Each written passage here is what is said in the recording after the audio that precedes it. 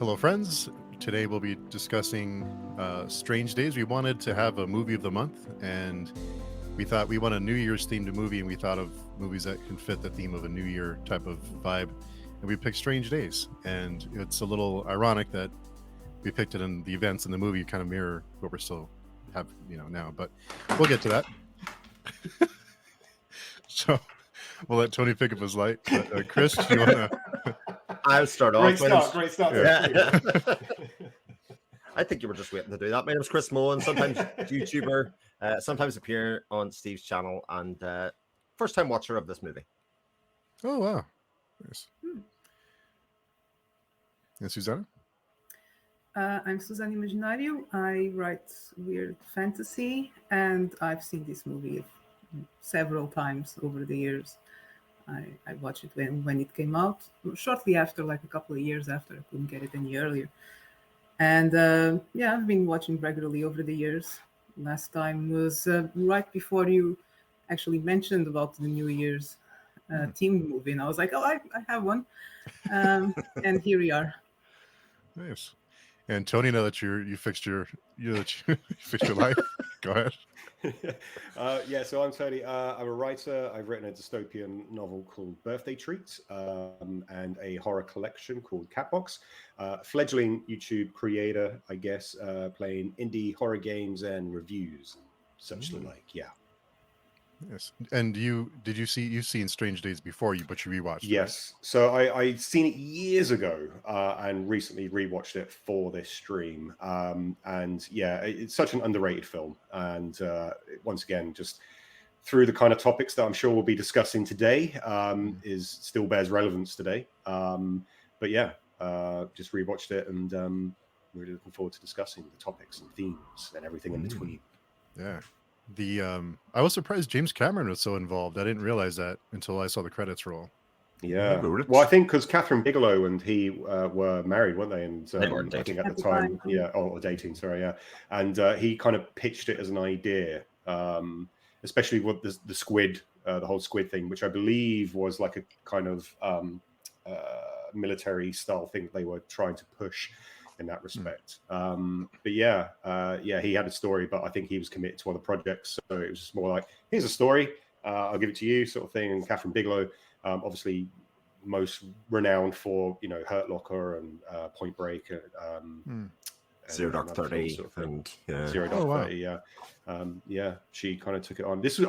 I was surprised because I watched this years ago, obviously when didn't realize her as director of what she's done, like Blue Steel, for example, as well, Jamie Lee Curtis. And now rewatching it, I completely forgot that she directed this, and it was just like mind blowing to a certain extent of some of the themes at play, some of the stuff that she's kind of done, some of the scenes in the film as well that are actually quite brutal to watch when you look back on it. But I'm sure we'll get into it. Yeah, even some of the camera work and kind of style you can see kind of going through, especially a lot of the war films, etc. that she did. It's one of the things that I always really like to watch out for, because I often say to people when they're watching a movie and they're trying to think of the filmmaking process, I say you've got to remember that the easiest thing to do is sit a camera in the corner and point it and hit record. And if they're not doing that, why are they not doing that?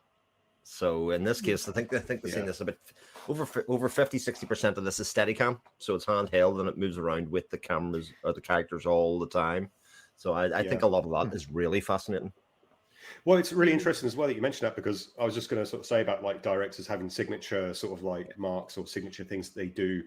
Like you always know, like when you see a Wes Anderson film, for example, is very kind of it's a Wes, like you just have to watch a trailer and you're like, that's Wes Anderson.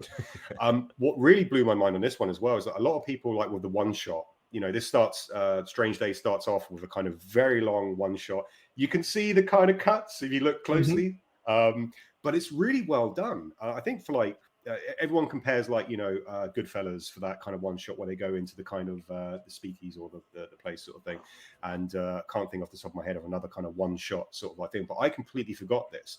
And there's a lot of that kind of like trickery of the camera where you have a main character that you're seeing from their perspective because of the squid thing that they're looking through, and they look into a mirror. And I know like it's been done done with a lot of films sort of recently. But back then in 1995, this, I think, you know, it had been done before, but it was such a great way of doing it. Sort of like when you sort of turn from one and they're looking in the mirror, like when Ralph Fiennes' character and Juliette Lewis's character are like, you know, he's doing a memory of them when they're skateboarding or what do you call it? Like rollerblading. Rollerblading, that's the one. And they come back to the house and he kind of just pans and he sees and I was literally sitting there going, how did they do this? Did they have like, was this rotoscoped or did they actually have them behind the mirror? Because like you usually find with these type of camera tricks that when you have the kind of point of view of the camera and they turn, like in Terminator 2, for example, when Arnold Schwarzenegger's getting a chip out of his head, that was Linda Hamilton's sister, and like they were there and they pan across and it's actually you're looking at the actors reacting to the people. And I was looking at this frame and I was going like, but the mirror is like, it's all set really well. Like, did they do this or was it done another way? Like it's still even now, like 1995, and it's still kind of, you know, has those kind of shots that you actually think really good technique, really good camera work. Yeah. It aged. I mean, it didn't age. I think it's still timeless. That's what makes a great movie. It could have been made just a couple of years ago. And it does have that kind of like mid-90s aesthetic, you know, Skunk a Anansi's. little bit. Yeah, it was at the time and place for that kind of noir, futuristic noir. But still, I think it feels very modern. To me at least. I love the whole aesthetics of the movie, and I'm usually not a fan of movies set in cities, for example, or the real world or any alternative real worlds, and I really enjoyed that one, the way that it was presented.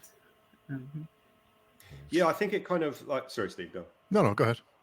I just like what you were saying there, Susanna, like in terms of, I mean, it's a gritty sort of like take, isn't it?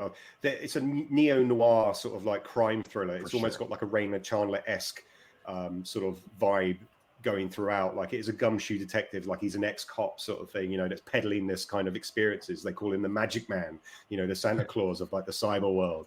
And I love that kind of aesthetic of like, he's just almost, you got to empathize with him because like his character is like, he's a bit of a slime bag. He's a bit of a, you know, but he's very likable because he's a good guy. Exactly. Just, that's it. You can't help doing but questionable empathize with things, but is so naive and it's such a damsel in distress the whole time. I love how the tropes are inverted throughout. I have like she kicks ass in this film. Like exactly. Yeah. I had Lenny down as the lost puppy. That's what I made in my notes. He's very much that kind of character insofar as like he's lost his way. He is seen as sort of a prominent figure for an awful lot of people in terms of being supplying them with this kind of stuff, but he doesn't know what he should be doing, really. He's just kind of trying to make his way along and make a few pounds and exist and go on forward. But he's trying to make people happy, to bring them, you know, some fulfillment and happiness in the most wrong way possible, I guess. Yeah. But, you know, it's well intended. I mean, like, there's a lot of themes running throughout this film, and that's one of the things that could be considered a pro and a con, I guess, at the same time, because you have like themes of addiction running throughout. Like he himself is addicted to these like playback sort of tapes. They refer.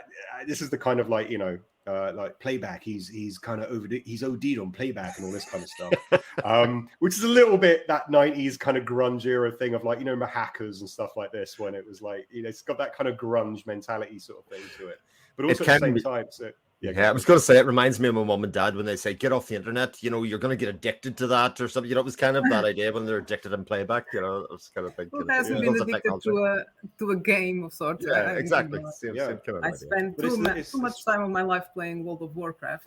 That was an addiction. I don't know what it was. I think my level 80 mage is still in the depths of somewhere. Yeah.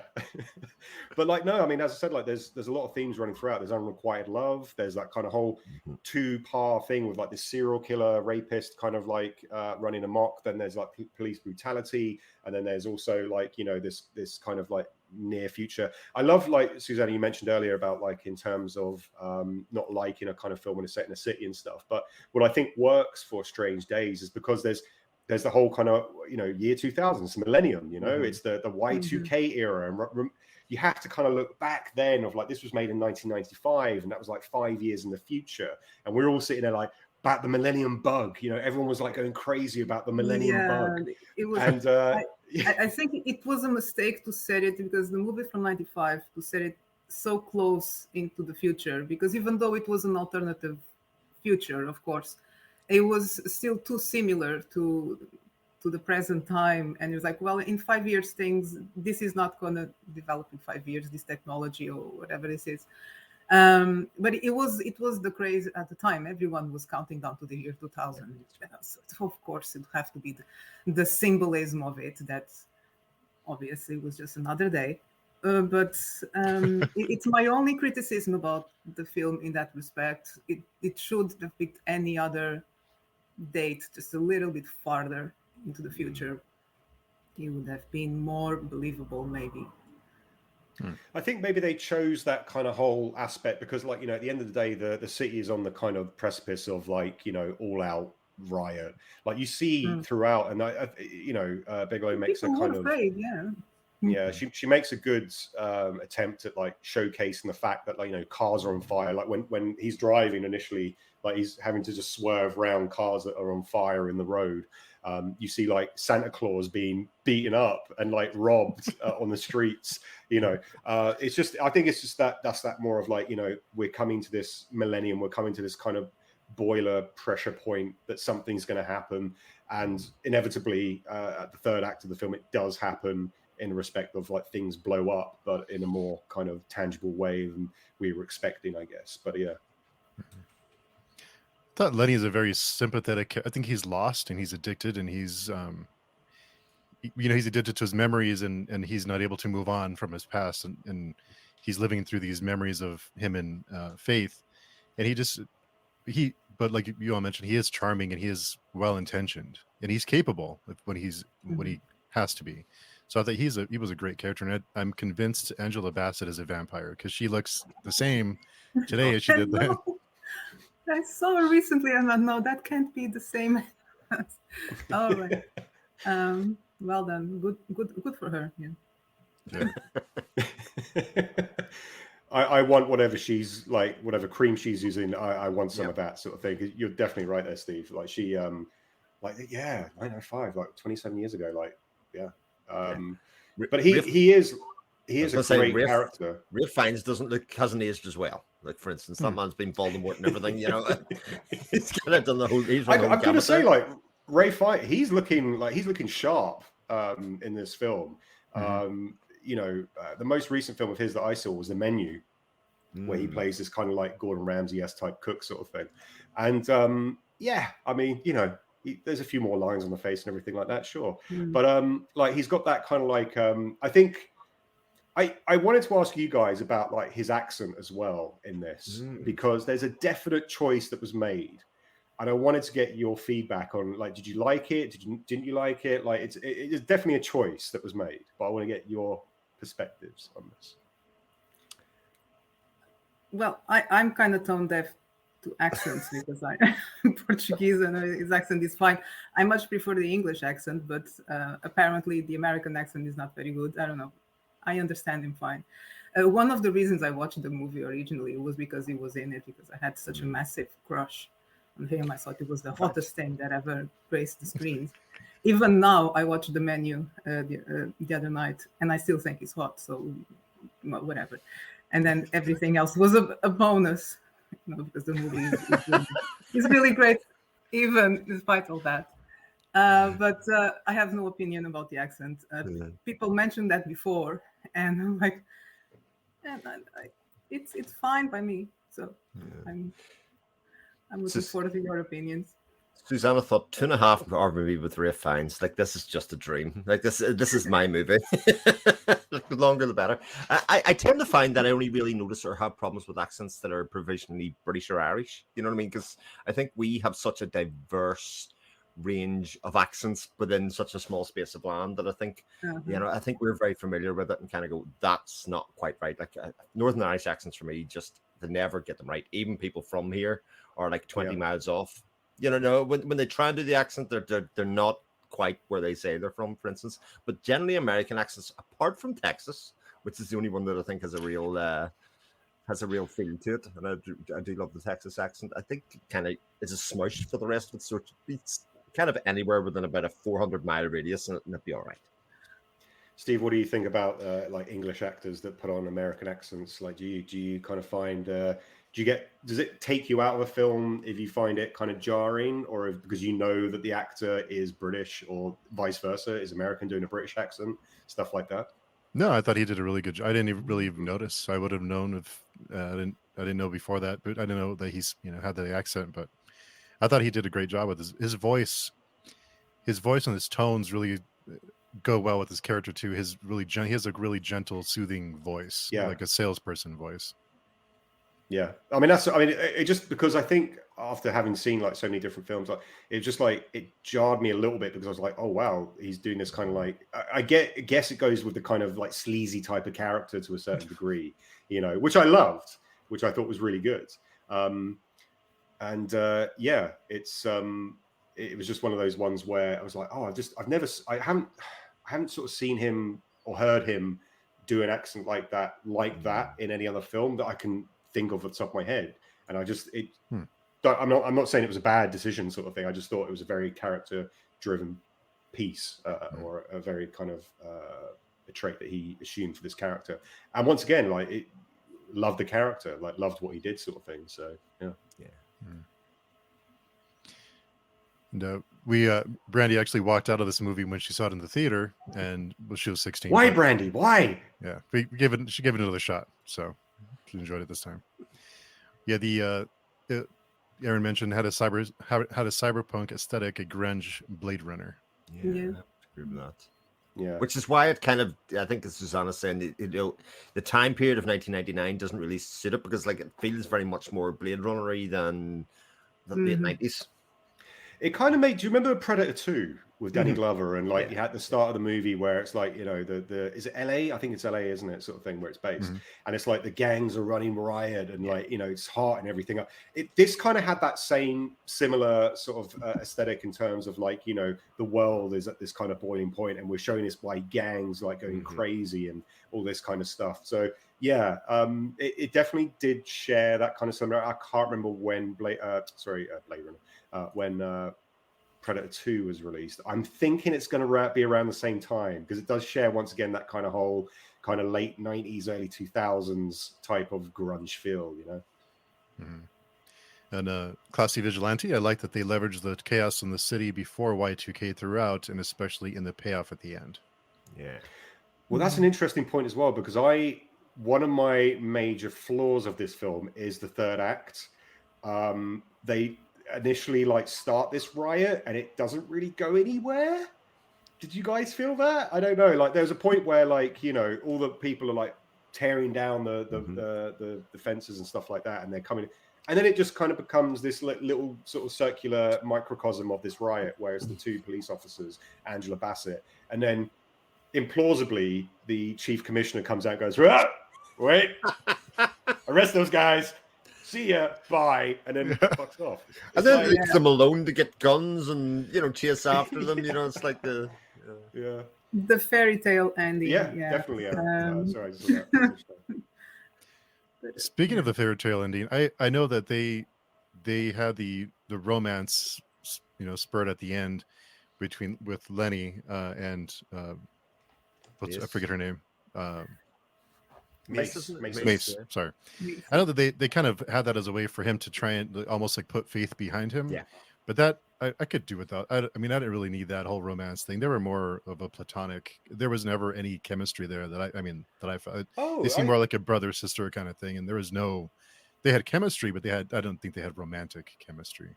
But that's what I liked about it. Angela, you could tell from the when he goes in the limo, when she's driving the limo and gives the businessman a ride somewhere, he kind of hops in and he kind of hijacks the limo and starts doing his wheeling and dealing, and she's like, no, I get what you're saying, Steve. They're friends. And it kind of felt to me at the start of the film like they were just friends, and then somewhere in between they tried to shoehorn in this kind of unrequited love element to it, which from Angela Bassett's character, from Mace, I did get that. There's that scene later on in the film where they're hiding out at one of her friends' houses, and she basically sort of tells him, like, he has this whole unrequited love thing. Like, I think he says along the lines of, you know, have you ever loved someone who hasn't loved you back? And she's like, yeah, I have. Point. And it's like, it's fair, you know, it's obvious that I kind of like the way it went. I like the progression of it. It started off as a friendship, and I think halfway through there was a sort of like a producer sort of like change, and that's, yeah, did it really spill out that way? I don't know. Is it meant to be harmonizing races, maybe, sort of thing, like, you know? I think they like that scene or that speech that they have about the ever love somebody, you know, the justification for why he will keep on going. It was kind of, again, his lost puppy kind of vibe, is that he's just going to keep on doing this because he is a lost puppy and he sees Faith as his owner, or whatever way that thing's. I think they like that speech so much, and it was very, very clear at that point when Angela Bassett's character's answering him that actually, here we go. And I think in typical 90s style, I think they felt they had to resolve that storyline rather than just leave it at the end. I think it'd be much more effective if you could have projected your ending on that between the two of them, whether it actually being this kind of run up to each other and embrace, and too much. That was it was quite the shift, but you can also look at it from the point. So he was so addicted to that memory, he was so hung up in Faith's character, and he couldn't let go because he kept reliving it, the whole thing. It wasn't just watching a home video, he kept reliving the emotion again and again, and he was completely closed up to, you know, anything else. He was completely oblivious to the fact that Mace was romantically interested in him. He saw her as a friend until he started to see, oh, you know, nice legs, and anyway, but that was a bit too fast, a bit of a shift.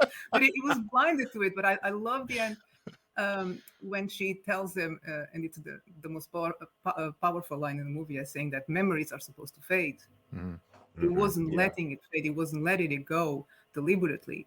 It was, and it was only when he actually saw the reality of the person he was, you know, reliving that love, and the look that he gave her at the end, it was just, no, that's over. It was fantastic. And then that opened the door to then the whole world opened around him. It was like, oh, and then there's this beautiful woman here that loves me. So I still think she forgave him very fast, but, you know, love is fine. We were both stupid, and that was the whole point. You know, we were both in love with the wrong person. It kind of had that kind of Scott Pilgrim feel of, like, you know, he has gained the power of self-respect. And then goes to Angela Bassett, like, well, hey, now you're available, I'm available. I've put that baggage aside. Let's go. You know, It was such a dark movie. I think the ending had to be a little bit more uplifting. You know, the fairy tale ending, that's fine. I am fine with it. Yeah. Susanna just wanted to walk off with Ralph in the end. Like, that's it. Also, I wouldn't mind. It was just so dashing, and the outfits and everything. No, come on. What did you think? I like, that's a question. Like, what did you think of his? I like the kind of like clothes sort of thing. Like, I could see. I haven't, you know, I imagine there's a lot of cosplayers out there, sort of thing, but that is definitely a look that I think should be recreated this year. Definitely. Please start dressing like that. Everyone get back into fashion. No, but it's interesting because I don't know if it was because it was directed by a woman, but there's a lot of the female gaze in that movie, especially directed to the humor, just a female perspective on things. Like the whole rape scene, the way that it was done with the rapist making her experience what that's fucked up. That was something that at the time I was like, who the hell came up with this? Because it's like, what a nightmare. But, you know, the male gaze was, men were, Juliette Lewis, she was naked for pretty much half the film, so there's no complaints there. There's nothing wrong with that, Susanna. There's nothing wrong with that at all. Absolutely. I was jealous. I watched the and I was like, man, I wish it was warm. I wish she was always so free with her body. I really like Juliette Lewis, the way that she plays that sort of character. She's so free with her body, with the way she moves. So, you know, the casting was again excellent. Yeah. Oh, So, this is a never-ending stream of brilliant 90s character actors. Oh, like yeah. like Yeah. Tom Sizemore, William Fichtner, Michael even Vincent Wincott, D'Onofrio are like yeah. just phenomenal. And Plummer, like it's honestly like one of those like long-form edition tapes for all of those people, you know, to show what they could do. It was just seemed every scene had somebody else that you kind of went, oh, that guy, or yeah. Vincent D'Onofrio as well as the he's as one of brilliant. the cops, like, you know. Mhm.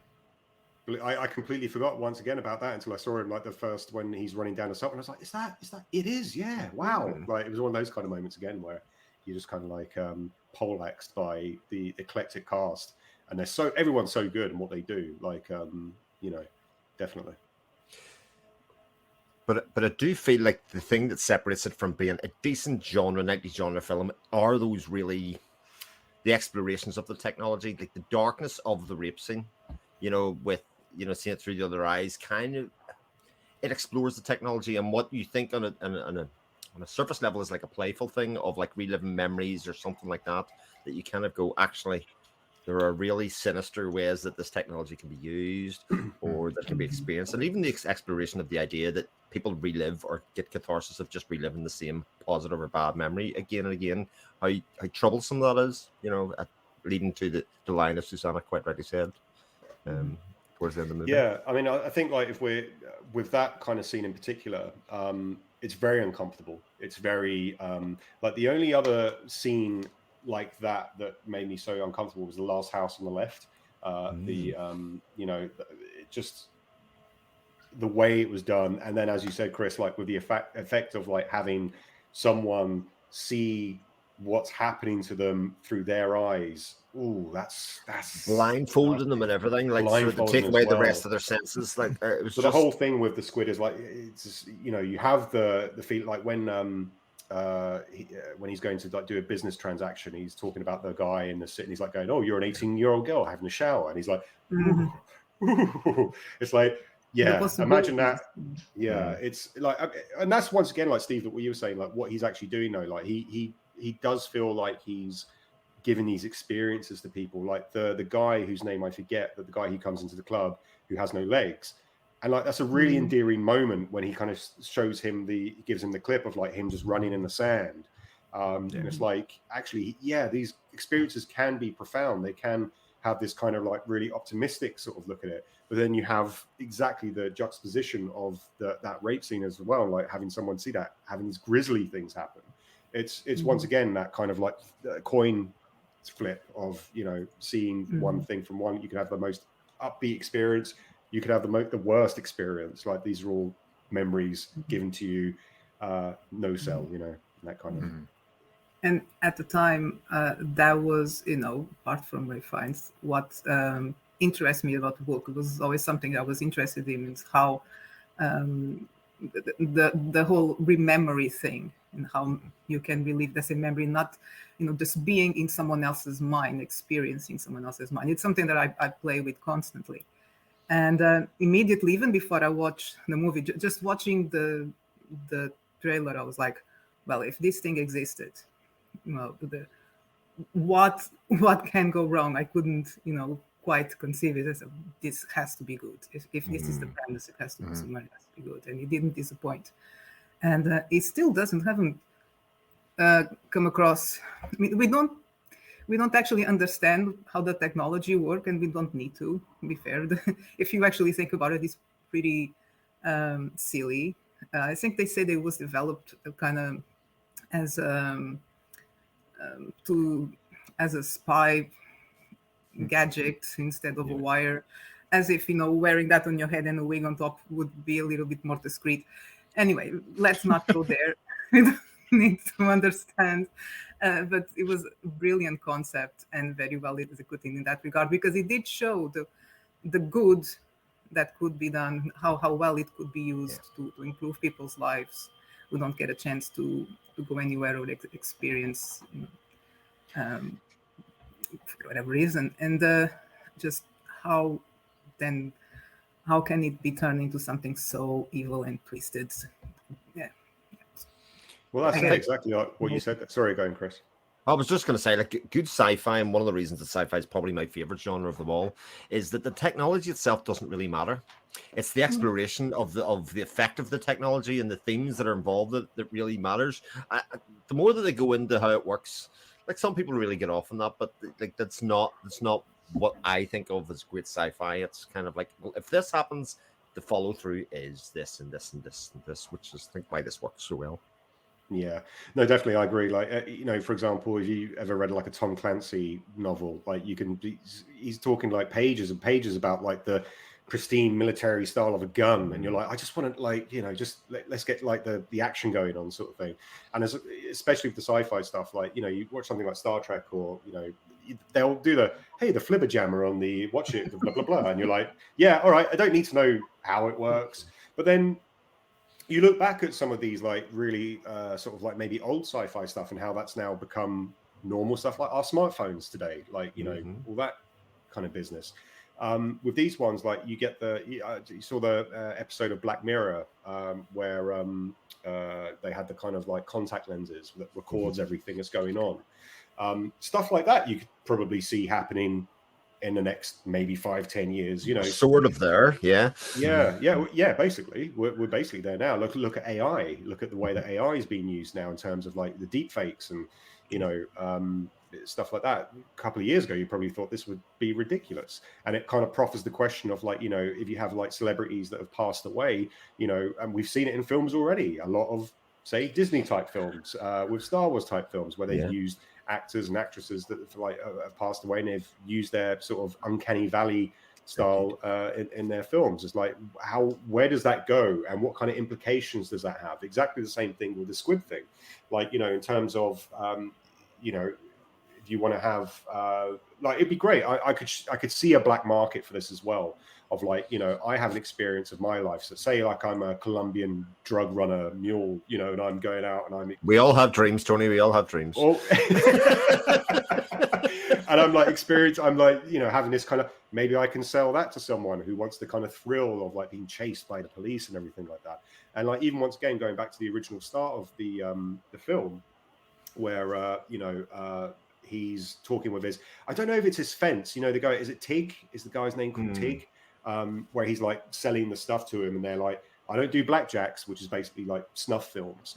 And it's like that whole thing of like this gang robbing a kind of restaurant sort of thing, and it's like that one shot thing that goes up onto the roof, and the guy jumps off, and then like, oh, he falls, and it's like, what happens? That's the kind of like, what would, you know, he's like, he takes the I hate this kind of feeling. It's like, but I want to know, is it like a dream? Like if you're in a dream and you fall in a dream and you wake up at the point of impact, is it the same type of thing that happens with then you have the squid?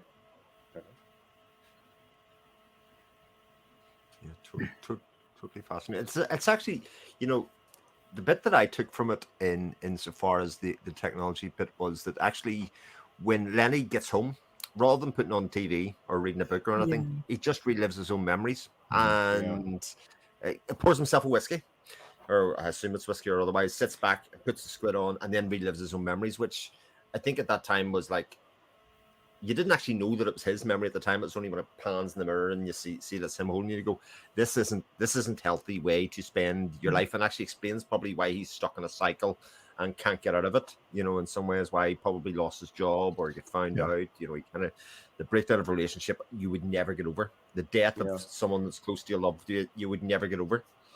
Do they actually say in the film? Did they actually say in the film why he was an ex-cop? Oh, the commissioner shit canned him apparently, but they don't really give a reason why, do they? Do they don't explain why that much. Yeah, I guess it wasn't important. It was just got was a bit the job, or just became a bit less competent because he was so hung up in his own private life. Either way, I don't think he was a corrupt cop. Maybe just not a very invested one. He just gave up the state of the world and was like, well, now I have my own problems. That's one of my favorite things in storytelling, when somebody can show you something, but not totally lead you totally down to the end of the rabbit path. You know, there are various possibilities that could have happened. Respect your audience to kind of say, this is where he is now, this is where he was beforehand, and something happened in the middle here. You can probably guess. Yeah. It doesn't matter, you know. It's the in between the pages sort of like element Yeah. that you don't really need to know, but it's just there. Like, but what you mentioned, like once again, one of the themes of the film, I think, is addiction.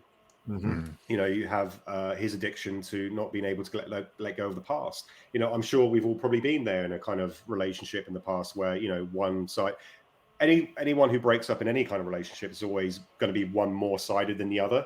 And like Susanna, what you were saying about the sort of tropes of like damsel in distress, there's an element where he goes to try and save her, and like she continuously keeps on saying like, "Don't love me, yeah, get away," and all this kind of stuff. And like he's just like, "I need to save you, I need to fix you," all this kind of stuff. And it's like maybe it's a little bit dated now, and if like we're in the MCU universe, it would be like put on its head sort of thing. It'd be role reverse sort of thing. That's fine, but like yeah, it is that his addiction is the fact that, you know, he can't let go, and it's only until the kind of point where he realizes that actually she's involved in the other sort of stuff. That's a question, actually. That's something that I needed to get some verification on from you guys.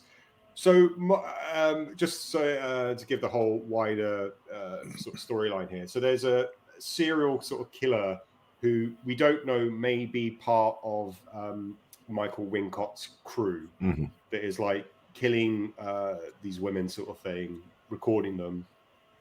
And it was pretty obvious, spoiler alert, if you haven't seen it. It's you know, 27-year-old film. The spoilers are abound here.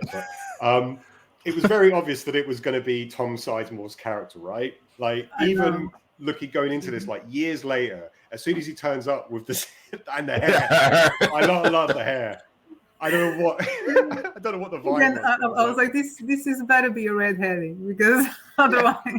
The thing was, because I hadn't seen it for so long, I had forgotten. So I was kind of going with it, and then about 20 minutes in, I was like, "Yeah, it's going to be the kind of." But you still get, you know, partner. then the other twist at the end, so you know, it didn't completely spoil. But that was my issue. It was like, so Faith was with him to a certain extent, but was she actually, like, what was the thing going on there? Was she actually involved in it, or was she just like playing him along, like she was playing everyone else along? Like, was she the kind of femme fatale? Because there is that kind of gumshoe detective Raymond Chandler-esque thing going on throughout. And usually with these type of things, you either get like the kind of, as you said, Suzanne, the damsel in distress, but then you also get the kind of femme fatale who's like has her own mischievous things going on. And I kind of felt like she was involved. She knew what was going on, but also at the same time, she was looking for a way out for herself. But it wasn't really elaborated on. Didn't make any sense to me. I was very confused with her motivations. I mean, on one hand, she was afraid of her boss. What was his name? I'm terrible with names. Wincott, Michael You know, Wincott. which was set up to be the villain Philo. at the beginning, to be, you know, the one behind it. But he, you know, the way that they talked about him when we were starting to lose what was sense of what was reality and was so paranoid, etc., etc. So she was obviously afraid of him. She wanted to, and she just, you know, lashed onto the other guy who wanted to take over his organization. So she figured, well, I'll just take my chances with him, even if she liked Lenny. He couldn't give her what she wanted, which was always fame and power. So she would just do whatever would work better for her. She wasn't very clever. No. No, she wasn't very smart. But, you know, her choices, you know, if the thing that she wanted the most was to be famous, yeah, they're not good ones. Yeah, I mean, part of me wondered if we were just supposed to dismiss her as a character as being a bit of an idiot by the end because of the whole, you know, where she inserted herself in the story and then went to save him, and then, but ultimately was disposable at that stage, even for Lenny to kind of say, "Look, you're an idiot. Why did I even, you know?" So they could then move on to Mace, but it didn't make any sense. In her Especially, mind, she was trying to spare him, you know, because she didn't want him to get hurt, as in, you know, killed. But she had no problems hurting him herself. So, but it was the look on her face when it was revealed that it was Tom Sizemore's character, Max, or whatever you call him, you know, in from the Squid, and then her face kind of changed. I went, "Oh, that was great fun." Yeah, you know, Yeah. kind of It's like like a role play that they were doing. Yeah. and I was like, this doesn't. What happens next doesn't really fit with your facial reaction to that in some way. I don't know. It was nearly played for the twist rather than played for motivation. If you know what I mean, it was kind of. don't like that. But And Aaron brings up a good point. His explanation was filmed a bit maniacally. Yeah, sorry, I can't speak today. Probably to show he was a bit mad, lost track of how she was involved at that point. And he had the whole classic, let me tell you the big plan that I've been doing before I kill you. He give the I'm not The taking a gun off exposition you. dump. Yeah. But at that point, some explanation was required because there are too many side plots. Not that There was a bit of loose ever gonna threads. Yeah. complain about that. I love convoluted stories, but it got to the point where you're gonna have to explain the motivation beyond the fact that I just like being bad. So wasn't it that? So he actually fancied Faith. yes, I guess. All right, because I'm a bit lost here myself. This is what didn't really gel with me was his Tom Sizemore's Max character. So he killed was her name Iris originally, Yes. Right. because She witnessed Sure, he witnessed the murder. But what was his motivation for doing that? Philo, right? Isn't Philo having him kill the witnesses? Yes, you're right. Okay, so you're right. Okay, I forgot that one. But- And then later on, he got with Faith because he just wanted to be with her. He set up Lenny because it would be a good scapegoat thing to happen that he killed the record executive, and then okay. Mhm. But still, like, very unsatisfying plot wise, in that you build up a bigger mystery and then go, oh, by the way, it was just me, the guy with the wig. Yeah. He's obviously not that clever, if you know what I mean. Like there's this big, this goes right to the top. You have this. It almost became like a Joker, like like in the Dark Knight, like with the Joker's kind of plans. It became a bit too preposterous. Like this is a bit too in the real world. You could never sort of do this, and because everything's set so gritty and urban and sort of like it's like it's that was the thing that didn't really go with me. I mean, I know obviously there's sci-fi elements and whatnot. Of course there is, but like there was that point where it was like, this is just so contrived. Like it's so contrived to the point of being ridiculous. Like with all these kind of things happening, like he was leading, like he was the one giving Lenny the tapes. Like why would come investigate? Okay, so he needs to do the breadcrumbs because he's going to be made into the scapegoat. I get that, but surely there could have been an easier way of doing that to make him the scapegoat. He already knew that he had feelings for, like, it was still unrequited love for Faith sort of thing, and like you could see that it didn't need this contrived plot to try and get him to the hotel at that point so that he could do the thing. And I just felt it was a little bit too much. Playing devil's advocate, maybe the message is if you are too stuck in the way things were, you kind of miss how things are. right. Lenny was Blinkers completely on. oblivious to his friend. He trusted him, and the friend, I don't know, because it was so sleazy. I mean, it was with Faith because she was easy. She would give him whatever he wanted, and maybe just as a little revenge out of jealousy for Lenny. I don't know. It was maybe in his mind was a way to solve two problems in one, or to test if to make sure if Faith was really into him or if she was playing him to make her choose between the two. I don't know. You can look at it in several ways, but mainly it's again that if you don't let go of a memory, if you don't let the memory evolve, you just become blind to the things that are around you, to what is happening. So it's not perfect.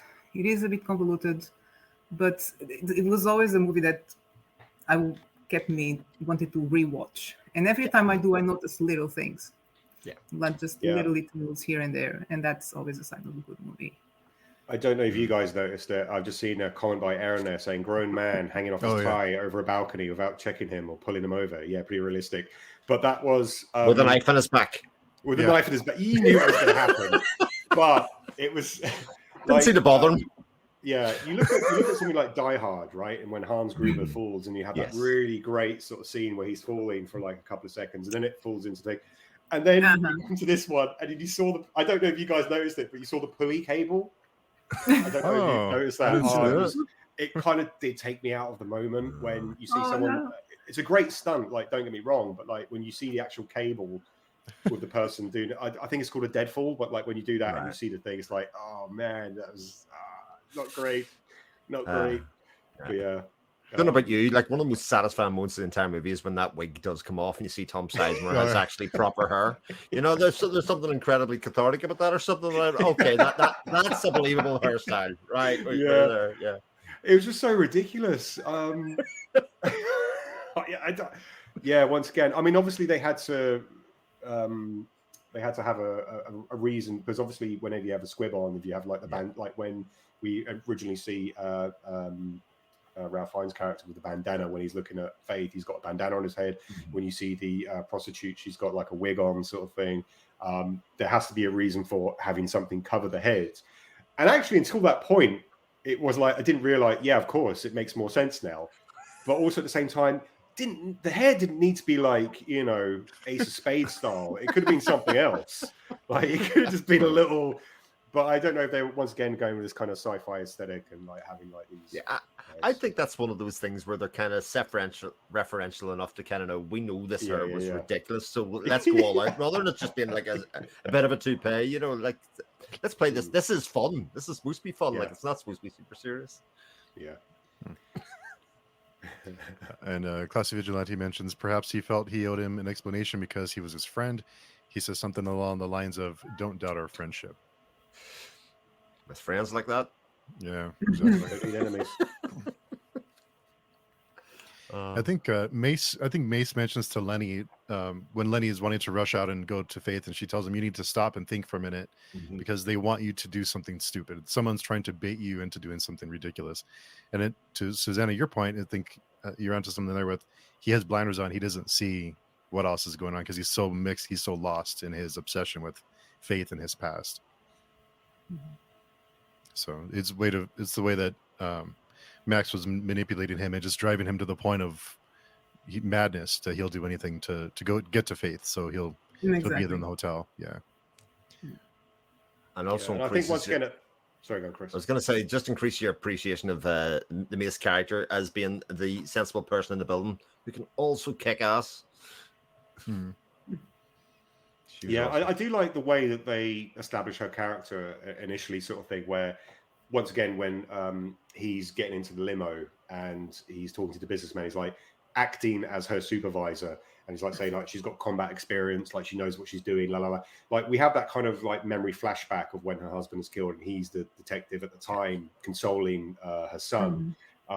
So we obviously know, like once again, like Chris, what you were saying, like the in between gets like you don't need to see her going through what she's obviously changed because of that traumatic event and she's wanting to harden herself, and we know now. And then they have that scene where he's getting beaten to a pulp by the executives, record executives, goons basically, and you know, she comes in and basically saves the day and she kicks ass, kind of thing. And you know, what's better than that? But it just once again, it's a very kind of simple form of storytelling where you don't need to know how she became, like they do show it, sort of thing, but what I mean is like she's just a badass because like she's obviously trained.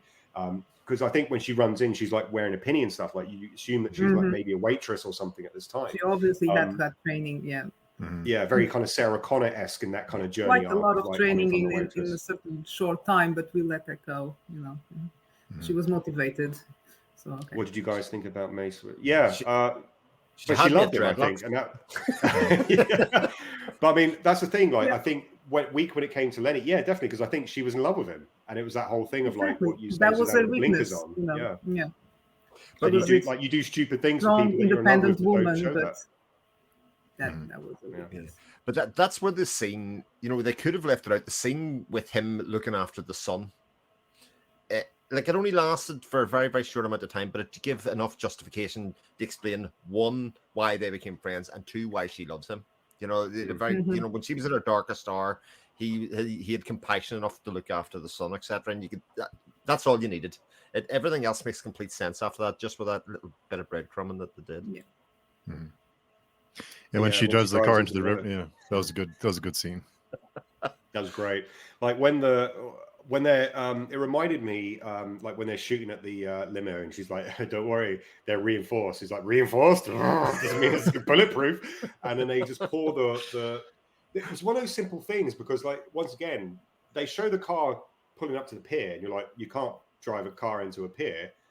They reverse back, gasoline, petrol over it, and the car's on fire. And I was sitting there going, how are they going to get out of this one? And it's like, simple. We'll just drive into the river and then get the shotgun out, blow out the thing.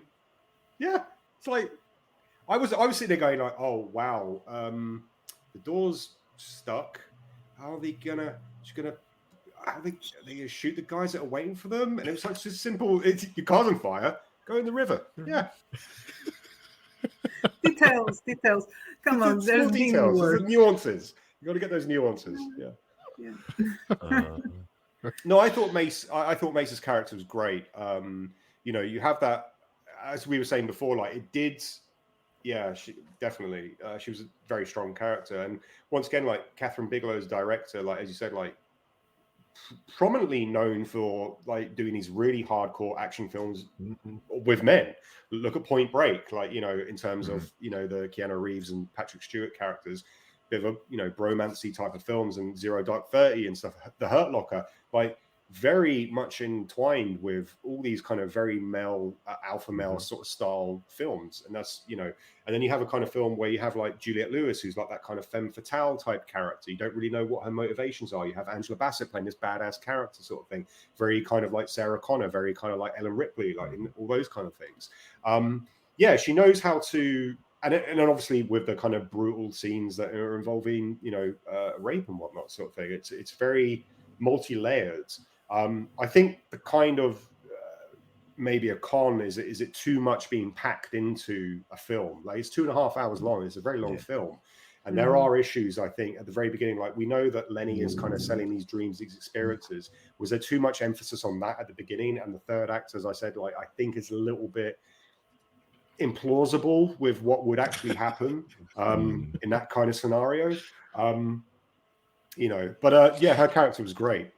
Yeah, it felt like a lot of it was to put in there to obscure what the film was really about, if you know what I mean, which was, you know, the race relations, the police brutality, etc. All of that other stuff was like a veneer over the top to distract from what this sort of reveal that this was a reaction to the Rodney King assault and thing that happened around there. And I actually did a lot of Googling of dates while I was watching the film. Like the fact that Jericho was killed was a year before Tupac was killed, not by the police. Maybe who knows what happened there? But you know that kind of idea that you had a prominent hip hop artist who was very much leading the revolution with his music and then was taken away, etc. I thought, God, that this film predated that even, you know, to a certain extent. Which, you know, great reveal. But like you say, I think we had an hour and a half of the film by that stage before it kind of showed that to you. And you went, we should have got to more of this. What did you guys think of the pacing in general, though? Did you think... I didn't... Like, to be honest with you, I didn't... After watching, when the credits were rolling, I was like, I didn't feel like it was a 2.5 hour film. I've been in films less, and I've like been in either the cinema or at home, and I've been like doing that kind of like, you know, bum needing to move around a little bit, and like it's just not working for me kind of thing. But yeah, like I didn't feel like it was padded in any areas. And everything, like, you know, the best kind of scenes or the best kind of dialogue are like, you know, there is no fat, it's all lean, and it's everything that is said is relevant. There could have been some scenes cut out, I assume, like more so with him trying to sell his wares, trying to sell the stuff. But apart from that, I think everything else was pretty much kind of on point. It's a very quick watch movie, like 2.5 hours for sure. But it's like a Marvel movie. There's always something happening. There's always something they're pushing the story forward. Whether it's necessary, I think can be argued for sure. But it definitely made sure that it had impetus the whole way through. What do you think, Suzanne? Long because it has a lot packed in that, you know, maybe not all would be necessary. You could almost divide it in two different stories.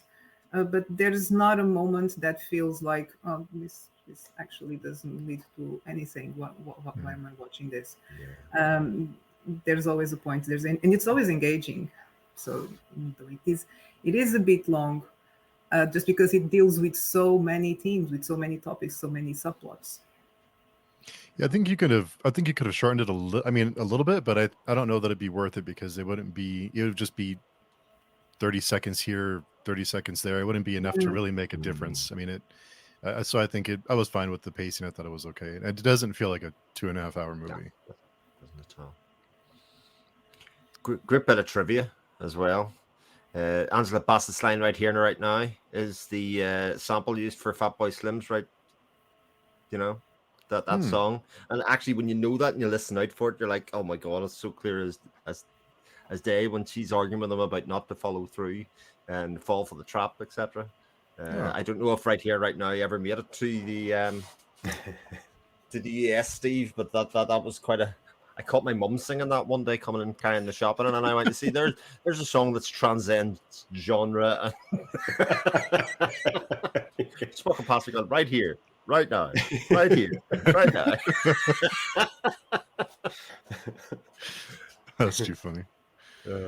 And something that we talked about before we went live, but the police brutality was an interesting thing. Glad it was explored somewhat, and it does it in a subtle way. I thought there was a lot of other things happening, but it is a main part of the story, but it wasn't too much where it felt like it was putting it was in there was a message to be told, but it wasn't so forward that it felt like it was being forced. If that makes sense.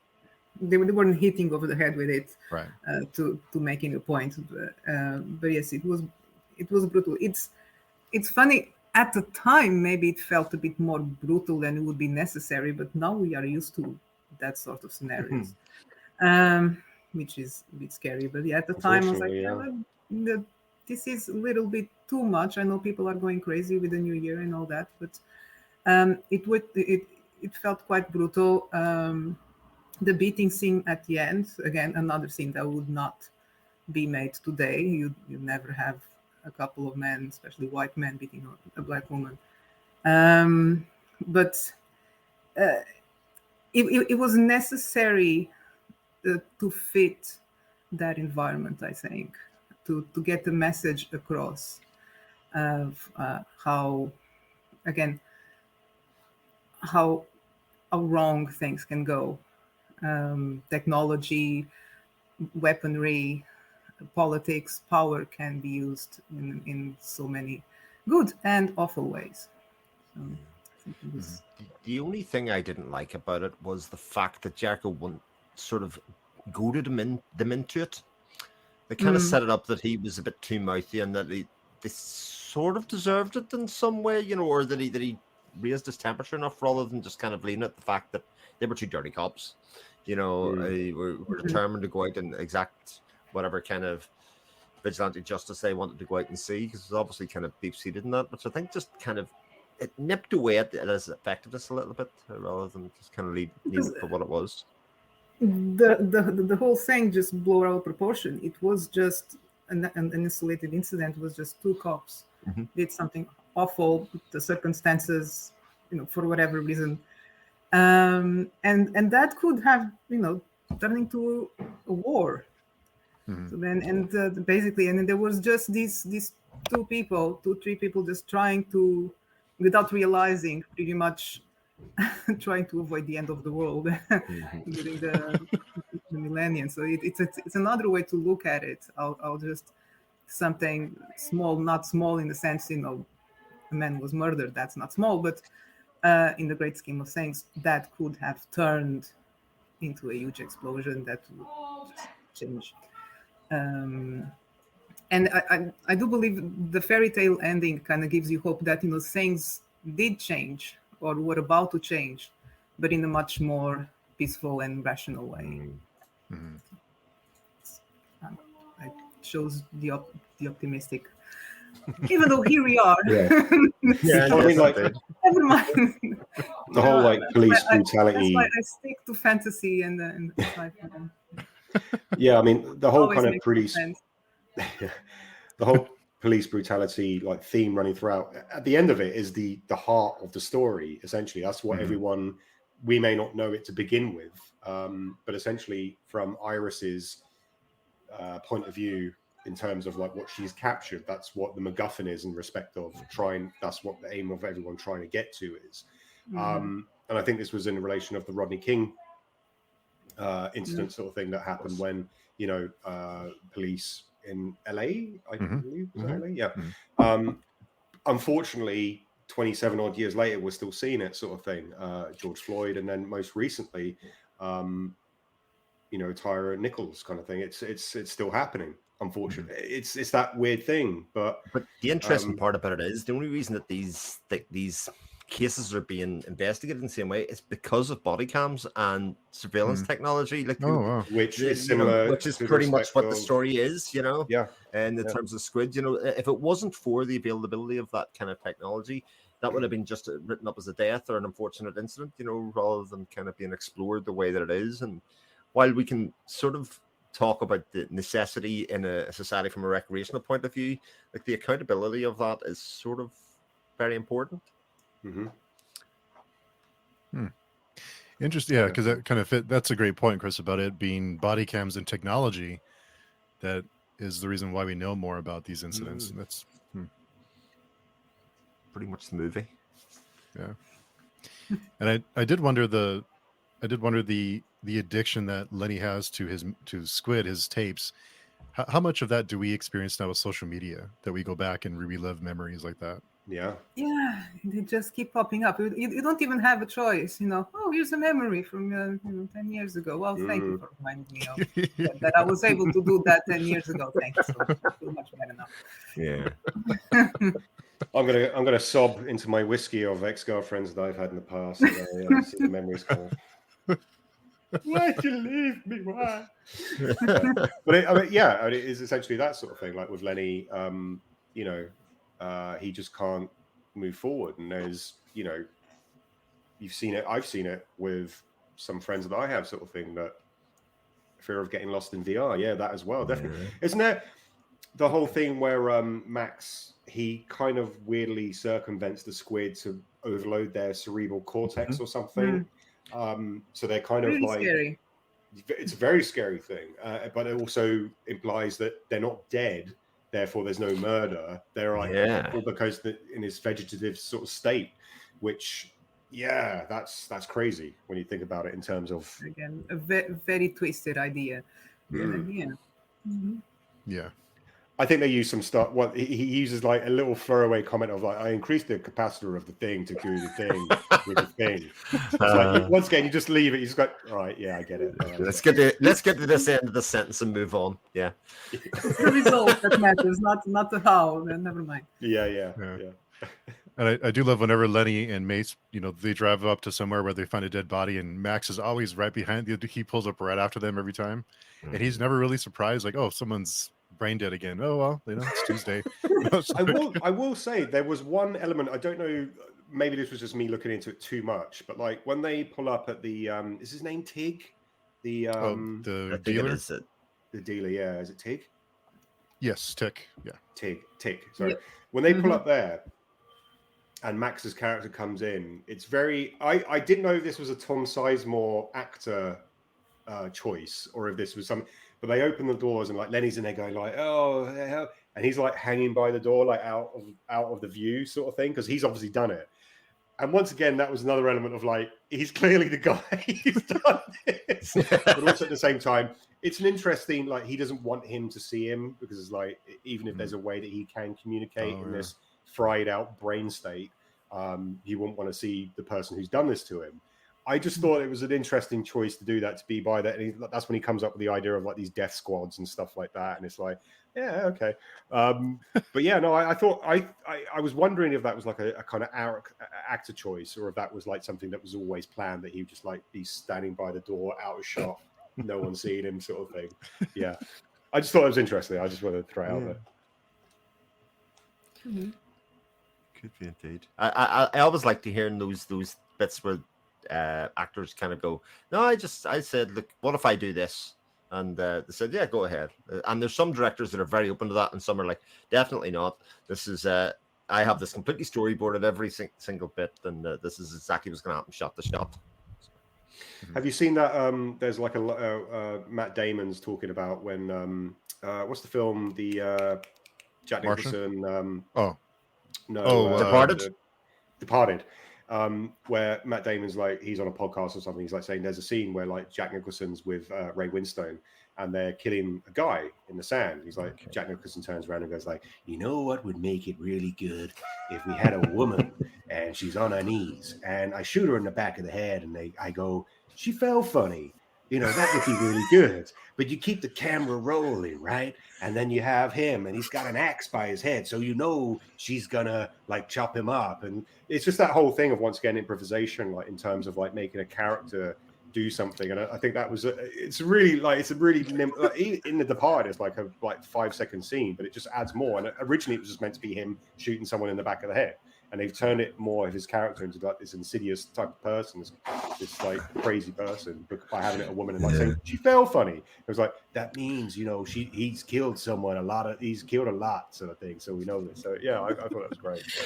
If anybody's watching in the comments after this, rate which is better, Tony's Jack Nicholson or Juliette Lewis.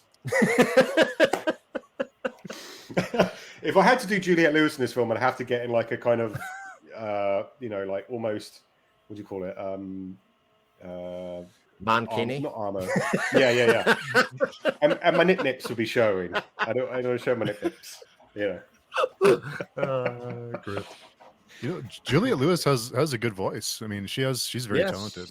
Well, Juliette Lewis and Licks. Like, I think this was. I don't know when she formed the band, but like you see her. I assume it's her singing. Of course, like I would imagine it's her singing sort of thing. But like, was it a precursor to that sort of thing? I'm not entirely sure. I don't know when they first formed her or anything, but like that. But man, she's got a damn good voice. And I'm a massive fan of Yellow Jackets. And I'm waiting for the second series. Yeah, that's going to be phenomenal. She's great in that. She's so awesome in that. I love Juliette Lewis. Yeah, that's a great show. Yeah, I'm looking forward to the second season. I didn't expect to enjoy it. My husband made me watch it because I kind of immediately rolled my eyes at the word soccer. It's football. It's football, or so. It doesn't matter what you call it. It's just But I'm glad I did. That's very, very good. Well, Steve, is it soccer? Is it football? You tell us, man. Whatever you want to call it, I'm fine with. Too diplomatic. Far too diplomatic. I'm outnumbered here, so I'm not going to say it. But yes, some great use of soundtrack. Like I absolutely loved that Skunk and Nancy were even in the damn thing at the end. That bit's great. Quite a big fan of Skunk and Nancy at that time. But once again, that's the kind of like the era. Like that's what I was talking about earlier about the kind of like if you have a smell that brings you back to a certain point. Skunk and Nancy is one of those kind of eyes that's like just brings you back to like that late 90s, early 2000s era. And it's like it's glorious. I love it. Yeah, it's so good. Good times. Good times, yeah. Anything else you guys can think of? Nothing jumps out. Nothing else in my notes. Covered it all. I think Strange Days is a really underrated gem of a film. Here in the UK, it is kind of hard to come by, sort of thing, unless you have the DVD or Blu-ray. Pardon me. As I said, like I hadn't seen this for years.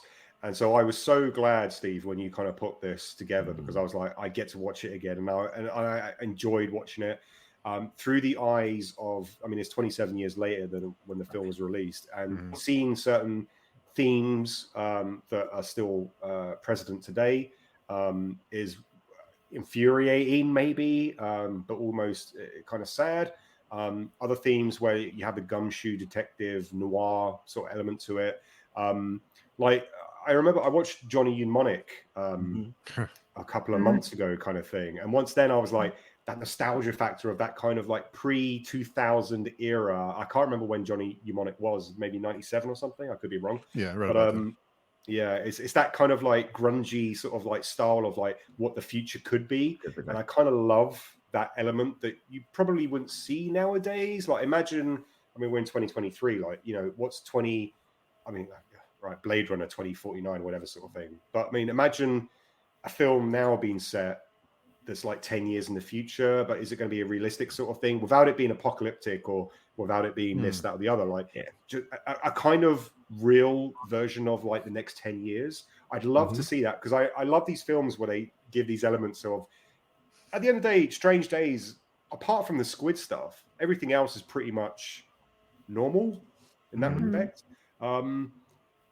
But I love these films. I love that kind of era when it had like the kind of the future, and we're going to have this type of element here at play.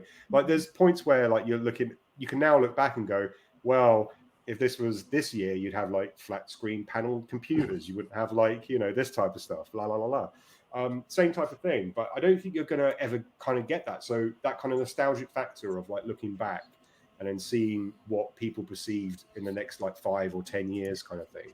It's great. It's great to watch. And it's, at the end of the day, apart from the very easy identifiable, the Max being the killer guy, which, and the last act, which is a little implausible. Sure. It's a great film. Underrated gem. Definitely. Awesome. What do you think, Chris? Well summed up there by Tony. I think for this being a first time watch for me, I was surprised more people hadn't been talking about it before now, if you know what I mean, especially given Bigelow as a director, which she's went on to do and done beforehand. And that it's pretty, I like that it's very 90s and at heart. I know the actual film itself doesn't feel technology-wise very 90s, but it definitely has, between the shirts, the haircuts, and that kind of stuff, it definitely has a 90s vibe to it, with that neo-noir thing that was happening around the time with Tarantino. So, yeah, it definitely fits quite nicely within that whole oeuvre of filmmaking. Susanna, thanks for recommending it, because it was your recommendation. So thanks for recommending it. What were your thoughts on this watch for you? Well, like I said, it's underrated. I always loved the movie. Spent most of my every time I would talk about it, no one even heard of. So I'm really glad that it's coming back and that people are paying attention and watching. I think it's not perfect, of course. It has its flaws, and in terms of predicting the future, it got a lot of things right. But and this is the thing with most movies done, in the 90s and before 90s, that no one could have predicted social media, and things would go very, very different. If only we could, then I would have invested, and I'd be a millionaire. Think what can happen in 10 years when things are evolving with social media. I don't think I want to watch that movie. I don't know. But yeah, I still love it. I still think it's timeless because it's based on the characters, on the human nature of their choices and how they deal with each other and how they are flawed, and their strengths, their flaws, their motivations, and yes, their memories, because we are our memories. If we don't let them go, or if you don't let them evolve, if you don't let other memories in, your personality will not evolve, will not change. And a memory can be as addictive as anything else. So, yeah, it's still very pertinent. And it's entertaining, so go and watch it. If you can find it, so go and watch it. Yeah, so I hadn't seen this one since, I think, maybe the late 90s, 97, 98, but it was better than I remember it to be. I didn't.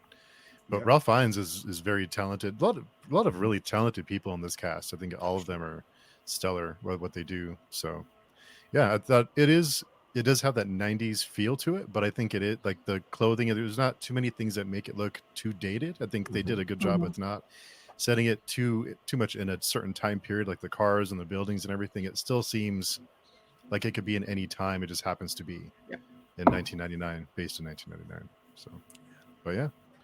Great film. Thanks, Susanna, for recommending it. I thought it was a great choice. Sure. Yeah. Fantastic. Thank you for setting this up. I love this discussion. We finally get to talk about it. Yes.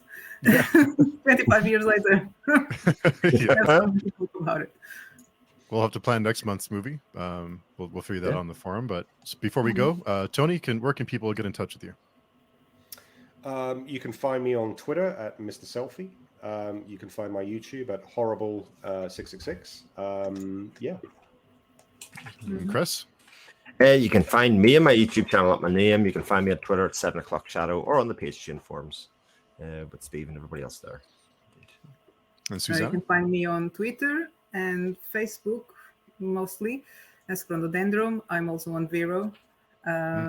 Same handle everywhere, but Facebook, Twitter, and Vero is where I spend most of the time. Hooray for Vero. I'm a big Yay! fan of Vero. Yes. Oh, I haven't posted a picture today. Yeah, you don't I'm forget. gonna get that. Yeah. I did do mine too. So, but thanks everyone for the great comments in the chat. Always appreciate everyone hanging out, and lots of things coming up. So looking forward to many more chats. Good luck with the new channel. I am very curious about it. Looking forward. Yeah, lots. It's gonna be a busy Plenty month. to go. That's a very ambitious project. I'm like, you can Yeah. do it. I have about 10 of them done. So, Okay. and then between that and the streams, I'm about halfway through the month. So, fingers crossed. We'll figure something out. But thanks again, everyone, and we'll talk to everyone soon.